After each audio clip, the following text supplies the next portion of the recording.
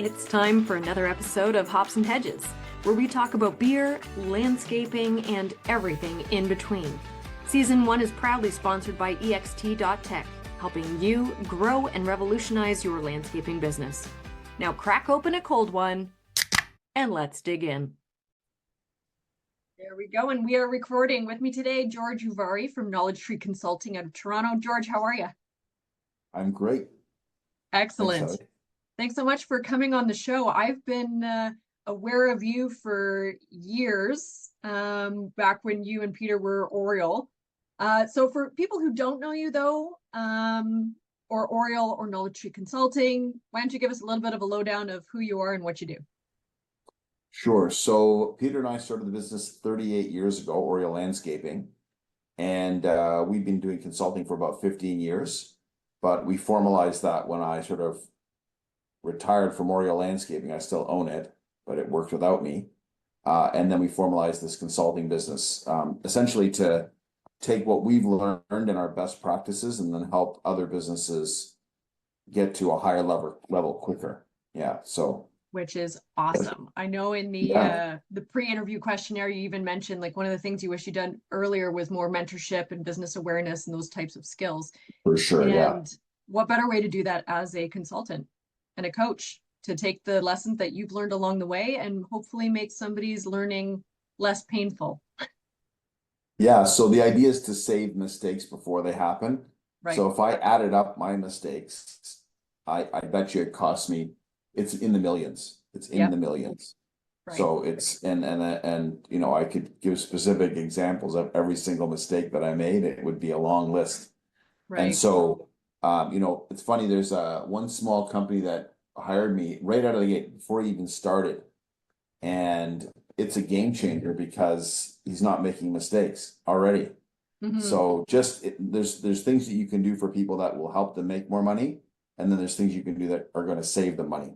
Right. So the first part is to save the money from something that they just don't know. So they make a mistake. Yep. And some mistakes are expensive. Some are very expensive. Absolutely. And, you know, I think one of your questions about anxiety and depression and things like that. Yeah. So it's like having somebody in your corner. And you just don't get as bummed out because you have answers. You have somebody you can lean on. You know, entrepreneurship's a very lonely journey for most people. Yeah. And, you know, the team around you might be great, but they don't have experience either. Right. So it's like you're on this journey, and essentially all of these pitfalls are really hard because you're letting your team down. You might be letting your clients down. You might be letting your partner down, right? Yeah. So whoever that may be in your life. Mm-hmm. And so there's a lot going on. So anything you can do to sort of smooth that out reduces the stress. And that's one of my main motivations actually, is to not so much about the money, but improve people's quality of life. Right. So most entrepreneurs are working way too hard for the money. And so if I can help, that's my first thing, safety, and then help them get a better work-life balance, because it is crazy. Oh yeah. I feel I count my blessings every day that I found Landscape Ontario and the peer-to-peer network so early in my career. Like I was just starting at Fanshawe College as a student, and I attended a peer-to-peer meeting almost by accident. It's a very long story, but that whole group has just really adopted me right from step one, year one. And the lessons that I've learned along the way, it's incredible what I've learned. And I've only been with them for not even 10 years. So the interesting thing is that, it's my dog. So the interesting thing is that you got lucky in a sense that you found something in a group of people that are actually altruistic. So they're literally there. Like I look at people in two ways. They're either transactional or they're relationship based. Mm-hmm. And the relationship based ones are so much better because they give and they get their satisfaction from giving, not taking. Right. And so the peer-to-peer network, I think Jackie Hart was the one who sort of originally started that. And it was fantastic. A ton of people benefited. Mm-hmm. Great events. And so you were lucky, but you also had the wisdom to try it and do it. Right. And so most people live in their little silos and Mm-hmm. don't realize how amazing this giant world around us is. And networking is a type of sales. Right. So what you don't realize is that, I remember Lindsay Drake Nightingale joined our chapter. Yeah. And I referred her a ton of maintenance clients because we didn't do maintenance at the time. We do now, but and that was a big boost for her business. Why? Because she got involved and she was giving, and in the act of giving, she got. And so, yeah, so these, the people that are not members of associations and are not involved are missing out. Huge, Mm-hmm. huge. And everybody that's there actually cares. That's the amazing thing. So, Yeah, I'm that's a good still feeling. kind of blown away. I almost keep thinking like it's before I got into landscaping, I did a lot of retail, I did a lot of sales, and all of those different industries and jobs were so competitive. You were competing against your competitor, you were competing against your coworkers sometimes for the best sales, for the bonuses. It was all Right. about competition, and some of it was really cutthroat. And then I find landscaping in Landscape Ontario, and everyone, because they are so specialized, they each have their own niche that I think there's this sort of understanding that if we work together, we're stronger. And I had never experienced that before. It was just so cool. Like, I know that if a client reaches out to me and they want a pool guy in this area, I know exactly who to refer them to, right? It's not me, because that's not my area of expertise, Yeah. not my area. So it's just so cool to build that network and to have a whole pool of people that I can connect people to, which is really cool. So I call it the shepherd's mentality. So ironically, we are outside and we are working with the land and the earth. So Mm-hmm. I think there's something different about the industry we're in. We're literally like down to earth. We're roots. And Mm-hmm. I think the people are not doing this for the money. Obviously, they want to make money doing this, but that's Yeah. not it's not like Wall Street where my purpose is to make money. My purpose is to enjoy what I do, create beautiful things. So there's an artistic component to it. Yeah. And so imagine you've got that, and then you've got this amazing group of, shepherds that are all helping each other. Like, what a great place to be. So Yeah. yeah, I'm an absolute like cray huge fan of Landscape Ontario. Yeah. And the things that they've done, over the last 30 years are incredible. Like, I've watched this organization just get better and better. And now we have, Joe Salemi, who's the executive director, and Love Joe he's starting. Salemi. Oh yeah, so he's starting to just dot the i's and cross the t's slowly but surely, methodically. Mm. And it's fun to see him improve in his team. Like, I I send an email and they respond immediately. Like, Mm-hmm. one of the staff had a leaking basement, and the email says, "My basement's underwater. I'll get back to you shortly." Like, so I get that. Okay, like, you've actually acknowledged me and you're in duress. I feel for you, and I know I'm going to be taken care of, as opposed to crickets. Yeah. So Carrie is actually the person. It's just so impressive, and so Mm-hmm. the staff are amazing. The direction's amazing. Anyway, so I'm Yeah. thrilled to be a part of that. It's so interesting. A little earlier you mentioned that it's a certain type of person that does what we do, working with the earth and creating Yeah, beautiful things. And I was just having a conversation with my mom the other day that I think it's really hard to be not necessarily a landscaper, but in the landscape profession and be a total dick. I don't know how else to say it. But if you have a certain passion for nature and creating beautiful things and connecting people to the outdoors, and you have this awareness of nature and sustainability and the environment and all these things, I think it takes a really certain type of person to want to be in that position. And I think it's just so cool to know so many. yeah. I Don't get think me I wrong, think there are there dicks out are there. yeah, I think there are more wonderful people than not. And obviously the Landscape Association, the culture, once you get into it, you feel it. Oh, And yeah. so yeah, I think yeah, I sometimes get hair standing up on my arms, or I get like almost tearful about how proud I am. Hmm. And that's coming from somebody who's like pretty hard-nosed guy Yeah. is pretty amazing. So that speaks volumes to the people and the processes and everything that they're doing. So Yeah, yeah. absolutely. So I know you through like Landscape Ontario. You guys also do facility tours. Can you talk a little bit about that? Yeah. That's so cool. Yeah. So we've got so obviously we do consulting. We help clients implement processes and change management, help them optimize their profits and make their lives less stressful.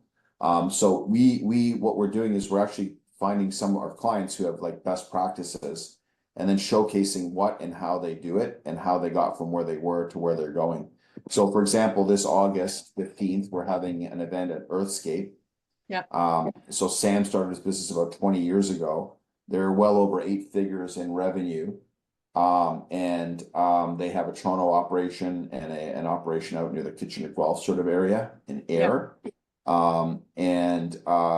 You network with other people, you learn a whole bunch of things, best practices. And it's a great way to see what's possible because most people are not, it doesn't matter how smart you are, but if you're unaware of what's around you, you have a hard time getting better, right? What does Right. excellence look like? Hmm. What can I learn? What can I learn from these people? Why are they so amazing? And part of it also is not just them, but their teams. So you get to meet their teams, like who's on the team? Wow, that person's remarkable. And so I always say, like, what's that game-changing moment for you? It might have been the prosperity partners for you. It might be an event. It might be hiring a coach. If you go back in time, and here's a great question for you, Heather. If we go back to your education, was there one specific teacher that you had? I had two, three that were like game changing, like Oh really, yeah. and so tell me who and why? Like what was it that was Oh, the you're big? good. Look at you turning the tables. Okay, I'm ready. So right off the bat, Larry Enns, he was the horticultural or the plant ID professor. Yeah, And I remember going up to him after one of the classes and I said, Larry, look, I'm a mature student. I'm not here to make friends. I'm not here to party. I'm not, I've had at the time, I think it was 31 or 32 different jobs before I found landscape design. And I went to Larry, I said, I'm not dicking around. Like, what do I need to do right now? What is in my power to really make this thing work? And he said a couple things. He said, number one, your two co-ops, make sure they're maintenance so that when you graduate, you already have maintenance experience. Gold. The other thing he said was plug in, so like for Landscape Ontario, he's like, you're a student, you have a free membership with Landscape Ontario through Fanshawe. Plug in, see what they're offering, see who you can meet, see what opportunities and events they're doing, and plug in because you're only going to get out of it what you put into it. So he said, go get it. And then the third thing he said was, go get your full G license. So I didn't have it. I took the bus yeah. everywhere. And he's like, by having that G license on your resume, people will assume that you are more responsible than someone who doesn't have it. And as much as I don't like people making that judgment, people do. People do. And Well, so when you're fighting so for a job, yeah, right, yeah. it's better for So insurance so too. so here's the landscaper's perspective, the owner's perspective on that. Let's see. You're amazing. Okay, awesome, superstar. You don't Mm-hmm. drive. So Sue is sick that day. What happens? Well, Heather, you don't drive. We don't have work today. We literally can't even get our tools and people to the job site. Right. So it's an existential threat to the businesses not having driver's licenses. Oh yeah, And big so, time. so now your promotion ability is capped Yeah. 100%. Because you can't take leadership on something that's fundamental to business, getting around, right? And so, Mm-hmm. yeah, the driver's licenses are absolutely, we don't even look at people's resumes without driver's licenses. Absolutely. And honestly, you've literally capped your future potential. Yep. Like you literally are capped. Here's another one that's going to sound terrible, but let's say you have a DUI, for example, Yep. and you can't drive. Your pay is going to be capped because you can't move up. Right. Like you can't take responsibility for things. You might be amazing, but essentially, like, what's my incentive to give you more money because you can't take on more responsibilities? It's very difficult. There are Yeah. exceptions, but those, driver's license, no DUI, like massive, massive things to concern yourself with, for sure. Well, it's interesting because now, like, since graduating, I've been in the seat where I'm hiring people for other companies before I started my own. And it's so interesting, the things that you don't think about when you're just a student. I just assumed that, my resume isn't me. I should be hired because of who I am. But there were limits that I put on myself that were in my control to change. Yes. Larry Enns, he's the guy that really turned that around for me. So, and anything you learn, like somebody who might take art history or something like that, and you think, oh, are you kidding me? I don't care what it is. Whatever you know is going to add value in some way. And we don't want myopic thinkers. We want people with a very broad spectrum. So it's whatever you learn is useful, and every skill that you can add, especially if they're necessary skills, like they're prerequisites. So you see the word prerequisite. They're critical, and a lot of people don't consider this. So those people, obviously, that are going to be people listening to this podcast, when you hire somebody without a driver's license, it's an absolute pain in the neck, and so we're more patient that way. We just don't hire people without driver's licenses. It actually shows a lack of ambition to some degree, and that's the other thing too, right? Yeah. So, yes, absolutely. I wanted to just come back because it is a Hops and Hedges podcast. Okay. And we are recording this nice and early. I do not have a beer. I'm actually drinking Perrier. So fancy. I have coffee. Coffee, nice. I saw the Keurig behind you. I was going to ask you what sort of coffee you into. Are you a Colombian guy or a... I'm pretty cheap. I like to buy the Costco Kirkland brand. Hey. And it's about the caffeine fix. I mean, I do appreciate good coffee. Yep. And I'm not cheap, ironically, but for some reason with coffee, I'm cheap. So yep. There you go. You got priorities, right? There we go. As long as it's caffeine, it doesn't need to be it's all good. Something else on your questionnaire that you mentioned, I'm always just interested to know where people like to travel or visit or favorite outdoor places. And you mentioned the Muir Wood Forest. That's California, right? Yes. Okay, so do you travel there often or? No, so I mean, I've traveled all over the world. Like I've been to Africa, all over Europe, North America, all over. Like just if I add it up, it's a very long list. But that was the one place where I thought I was in God's cathedral. Like I looked up and I thought, look at the majesty here. And that's when nature, like it's a crime to cut one of those things down. Like it's an absolute crime. And so, back in the day when I'm an older guy, but when I was younger, they had those people wrapping themselves around the tree. Like I'm not, but I mean, I could actually see myself doing that. Like, and that's how powerful that is. And I don't go out and protest. None of that stuff. But I'm like, when you're there and you're like, you're gonna. This needs to be protected. It's yeah, it is. And it's just the way the light comes through and it's just mind blowing. I looked up a couple of pictures. Sorry? Yeah. Oh, yeah. And then there's like little micro ecosystems up 200 feet in the air that are, and you start learning about just how amazing these things are, and they capture the moisture from the air. And just, anyway, that's probably my favorite tree. And, and that's probably my favorite place on the planet. It's interesting you mentioned both cathedral and the sense of majesty, right? Just the sheer awe. When I looked up pictures of the Muir Forest, because I wasn't familiar with it, it did actually remind me of the Cathedral Forest out in BC, which I have seen. So I haven't been to California, but the Cathedral Forest, same thing. It's the redwoods, and they're just and the fir trees. Incredible to be there. Yeah. So, and there is the odd fir tree in the redwoods actually that's quite huge, but it's spectacular. So yeah, that's where I think if I could do it again, I would have loved to be an arborist, to be honest with you. Oh yeah.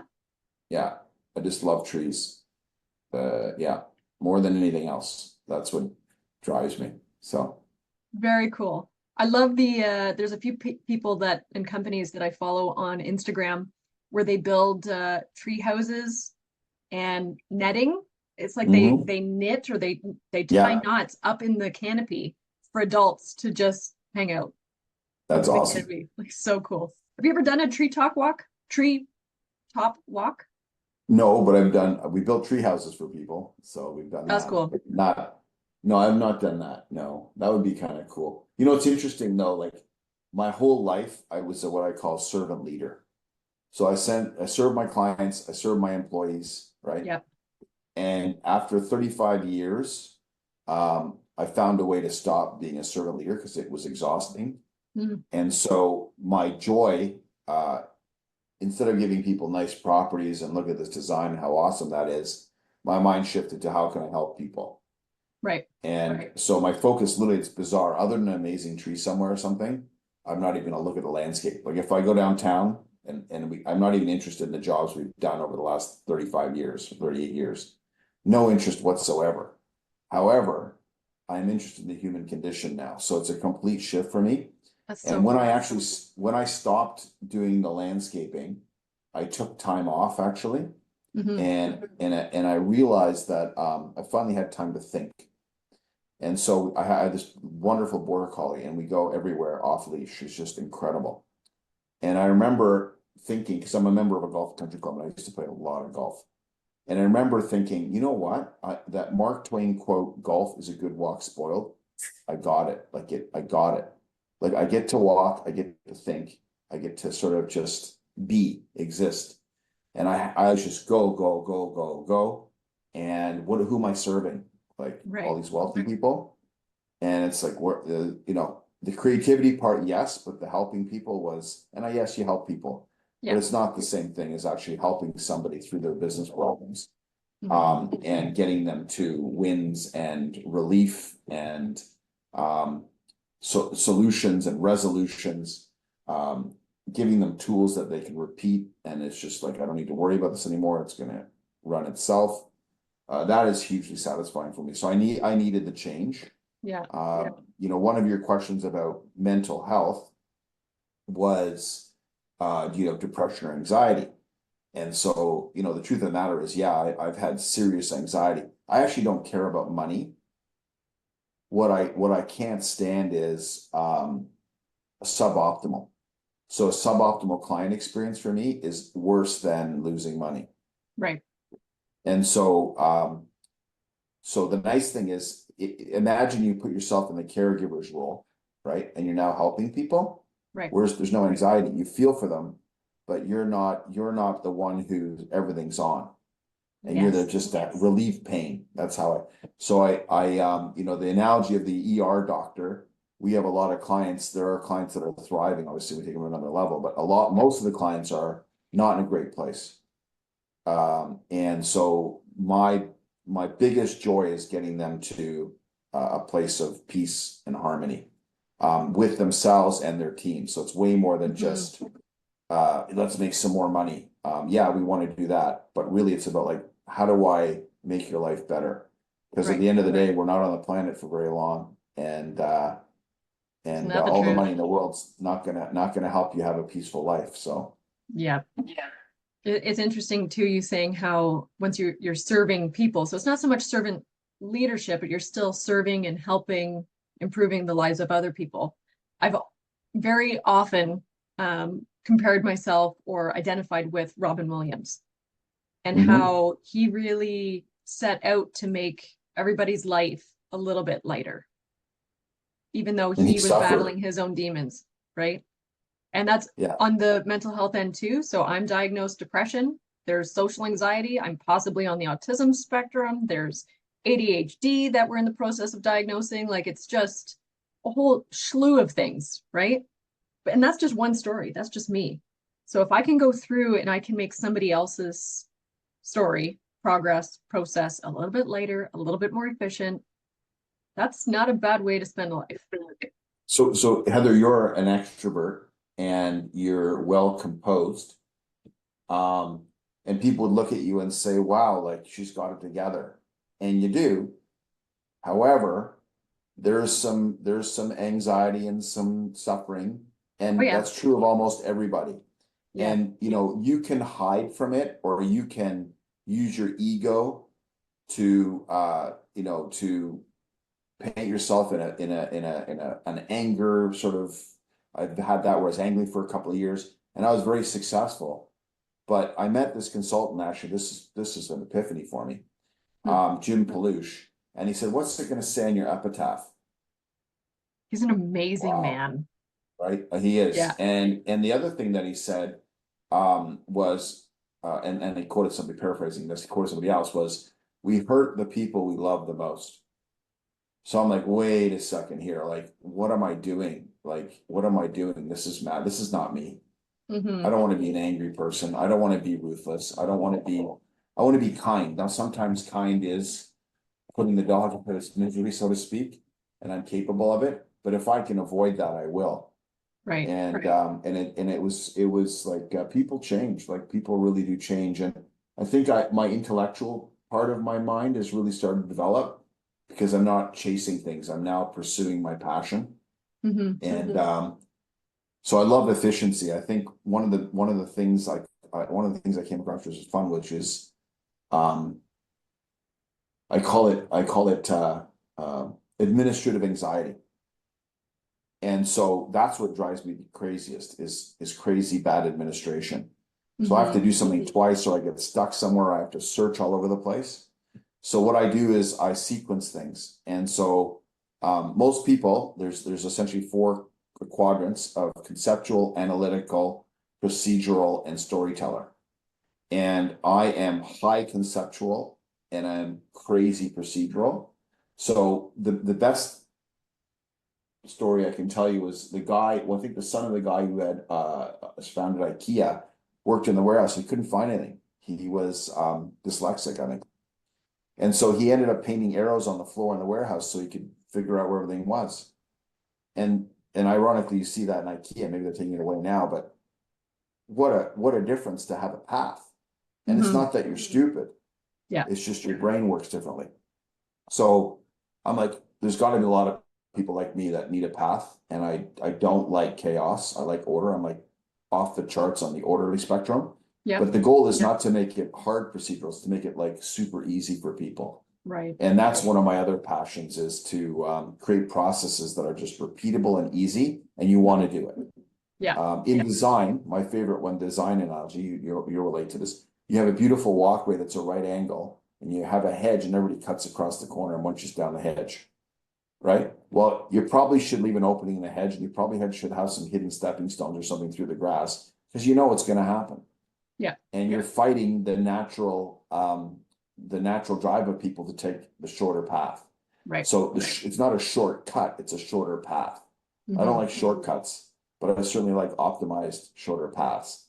Yeah. And so, at Oriole, our company, we've been working on making Oriole as turnkey as physically possible so that everything runs beautifully. And I don't need to be there. And so that's been my greatest joy is to make myself the least needed person in the office through Yep. process. Yeah. And great people, obviously. Hmm.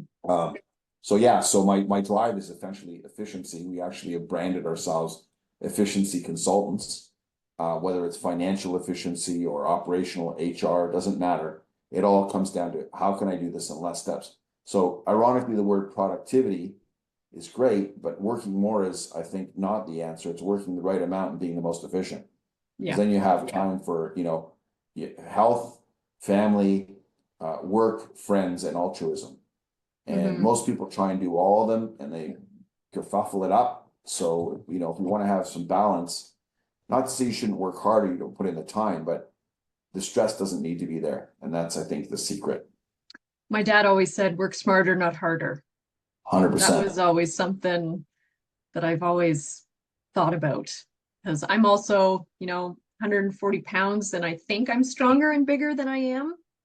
But the truth of the matter is, if I work harder, I'm going to hurt myself. Like I physically can't work harder.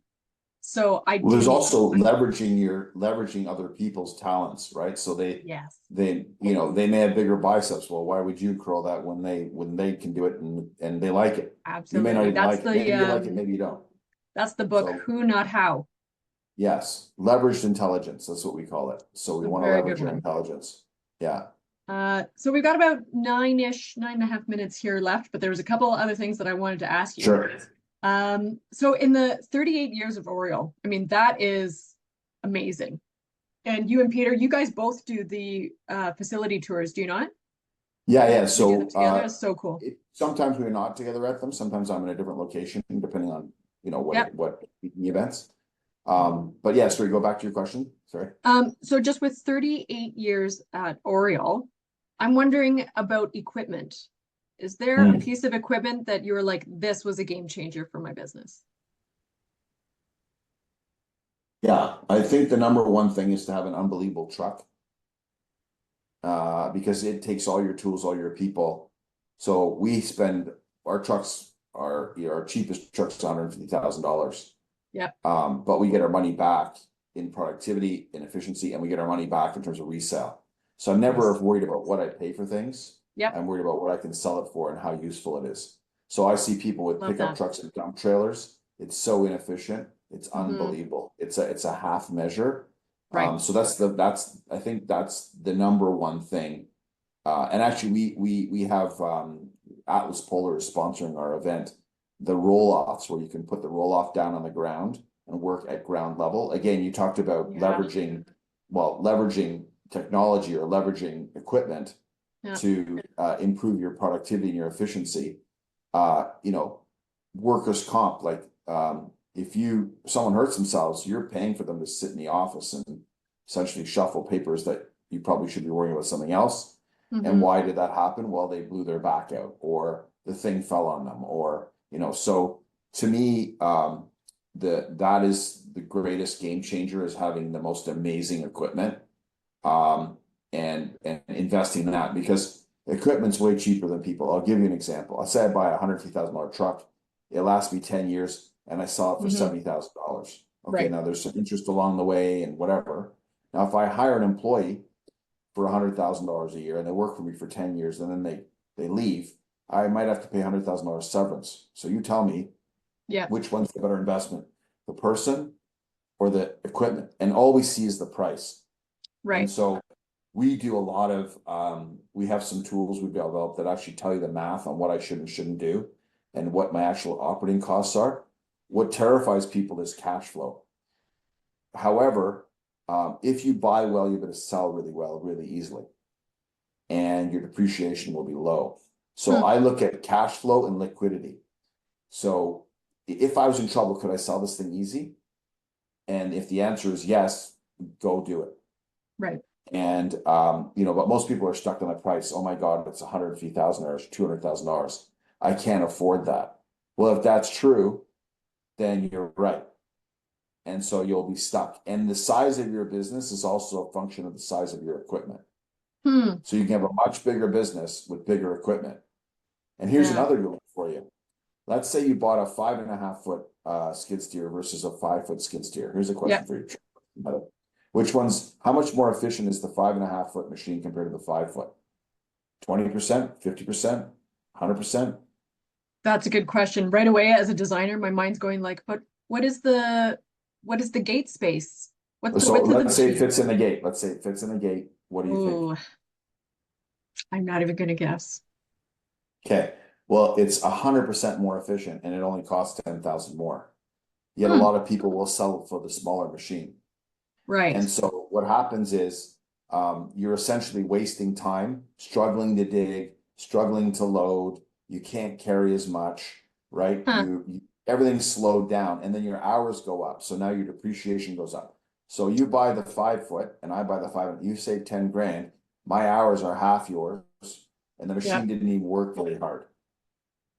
And so the difference, let's say we went working shoulder to shoulder together, and I'm 20 pounds bigger than you. That's a wicked, wicked difference in force and mass. It's just physics. And so it's not the size, it's actually the mass and the power that you're working with. So people make that mistake all the time. I call it anemic thinking. Yeah, that makes sense. And they don't know. And so there's two parts. They don't know and they're afraid. Right. They don't know and they're afraid. And, fear doesn't get you very far, unfortunately. It gets you to No. bottle You're up. making me want to go out and buy a truck, George. Oh, I can help you with that for sure. Okay, I'll give you a call. Absolutely. Yeah. What about software? Software. Is there Yeah. one that really stands out that was like, okay, this was worth it? So there's a lot of great software out now. Every software has pros and cons. We use LMN. Okay. They have very good budgeting software, which allows you to um, essentially recover your costs properly so that you know what to charge. Most people don't know what to charge per hour. Right. Or they go unit pricing, which is a disaster. So, well, how much is that? I don't know, 40 bucks a square foot. How long is it gonna take? I don't know. Yeah. Well, what about here? What about there? So it's very powerful from that perspective. Obviously QuickBooks, most people's, accounting is a disaster. I think I've seen maybe not even 1% are decently set up, the financials. They're absolute disasters. So the bank's not going to lend you money. You don't know what's going on. You don't even know where the money's going, right? Yeah. So in terms of wasting money. So having a good chart of accounts is really important. So that's something we help people with. Nice. Yeah, talking about administrative anxiety, that's kind of where I'm at. Now in year 4 of business, it's like, oh, business finance and accounting and bookkeeping. So I'm very clear about where my weakness is. It's not the bringing in money or making money, it's the organizing it all. Yeah, and so you can actually set up your books. What happens oftentimes, you hire a bookkeeper and they don't understand your business, so they start putting things in the wrong accounts. Yeah. And then you're like, okay, I'll just create an other account. And there's like $150,000 in other, and like we don't know what's in there. Right. And so now you have no idea what you're spending, where your opportunities are. Bank's never gonna lend you money based on your financials. You don't even know what's going on. Yes, you pay your taxes on time and you maybe make your HST submissions and that's it. And that's a pretty sad way to run a business. So I think a lot of people need to really invest in improving those things. It's like it probably costs about $10,000 to get it cleaned up and set right for life. Yeah. And then So understanding how that works. People don't understand what an income statement is. They don't understand what a balance sheet is. They can't even explain it, and they're running a business. Right. So one of the things we do is we give people financial education, and then we typically meet with them every single year to review their financials and their budgets. Awesome. To make sure that they're on track. And the idea actually is to make ourselves not needed, so that they understand what we understand at the same level. And they can just keep doing it. One of the problems in accounting is there's synonyms, right? So there's many words for the same thing. Yeah. And that confuses people terribly. Absolutely. I'm gonna cut you off there because we're gonna get cut off to make sure that we stick within our 40 minutes. Yeah. But before I do let you go, is there a book that you would either recommend for existing business owners or people who are thinking about maybe getting into the landscape profession? Great question. I don't think there's a particular book, to be honest with you. I'm a big podcast guy now, so I watch like Lex Fridman. Okay. And that one's come up before. We've had somebody else mention him on the show. Yeah. He's an MIT professor, and he interviews people from every swath of society that are amazing. And so the sum of all of that knowledge is incredible. So it gives you a wider view. So that'll be the recommendation. Podcast of Lex Fridman podcast. George, I want to thank you again for coming on the show. It was an absolute pleasure talking with you. Thanks, Heather. I'm sure I'll see you around. Cheers. Absolutely. Cheers. Great meeting you. Bye-bye. That concludes this week's episode, hosted by me, Heather Gerard at My Landscape Artist. Now, before you go, here's some info about our sponsor, ext.tech. In today's fast-paced world, your landscaping business needs modern solutions to keep up with the change. That's where EXT comes in. EXT is revolutionizing the way you manage projects and streamlines your landscaping, snow removal, and construction operations. Instead of juggling 5 different software packages, endless spreadsheets, losing track of leads, and missing out on potential sales, you could be leveraging AI job routing, client management, and financial insights with a modern mobile app that employees love to use. With EXT's flat rate pricing, you'll never be caught off guard. If you're ready to revolutionize and grow your landscaping business, visit ext.tech today to learn more. And for additional savings, use the code HOPS10 at checkout, or just tell them that Heather sent you. See you next week for another episode of Hops and Hedges.